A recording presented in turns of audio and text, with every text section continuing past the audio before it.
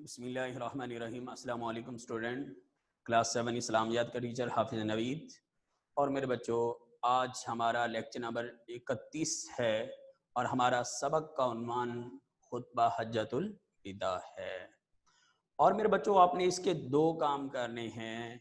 پہلا کام آپ لوگوں نے اس کی ریڈنگ کرنی ہے، اور اس کے بعد میرے بچوں آپ نے اس لیسن کے ایم سی کیوز خود سولو کرنے ہیں۔ جب آپ نیکسٹ ڈے آئیں گے تو لیکچر میں تو میرے بچوں آپ سے باقاعدہ سنے جائیں گے۔ اور میرے بچوں، اس کے ہم آج 1 سے لے کر 5 تک شارٹ کوسچن کرنے جا رہے ہیں۔ جی میرے بچوں دیکھو، حضرت محمد صلی اللہ علیہ وسلم نے کس تاریخ کو مکہ مکرمہ حج کے لیے روانہ ہوئے؟ آپ صلی اللہ علیہ وسلم 26 ذی القعدہ کو مکہ مکرمہ حج کے لیے روانہ ہوئے۔ ذی الحجہ کی کس تاریخ کو حضرت محمد صلی اللہ علیہ وسلم مکہ مکرمہ میں داخل ہوئے؟ بیت اللہ کو دیکھ کر کیا ارشاد فرمایا؟ آپ صلی اللہ علیہ وسلم 4 ذی الحجہ کو مکہ مکرمہ میں داخل ہوئے اور خانہ کعبہ پر نظر پڑتے ہی آپ صلی اللہ علیہ وسلم نے ارشاد فرمایا، اے اللہ اس گھر کو اور زیادہ شرف عطا فرما۔ کوسچن نمبر 3، خطبہ حجۃ الوداع میں حضرت محمد صلی اللہ علیہ وسلم نے امانت کے متعلق کیا ارشاد فرمایا؟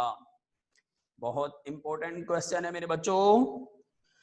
خطبہ حجۃ الوداع میں آپ صلی اللہ علیہ وسلم نے امانت کے متعلق ارشاد فرمایا، خبردار جس کے پاس کس کی امانت ہو پس اسے چاہیے کہ وہ مالک کو لٹا دے، جو اس کا اصلی مالک ہے اس کی طرف لٹا دے۔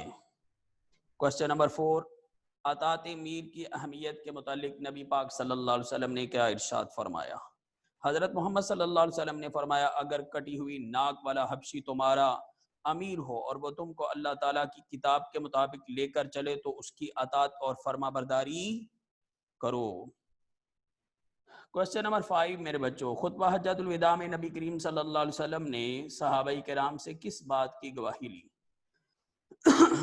نبی کریم صلی اللہ علیہ وسلم نے صحابہ کرام سے پوچھا کہ اگر تم سے میرے متعلق پوچھا جائے تو کیا کہو گے؟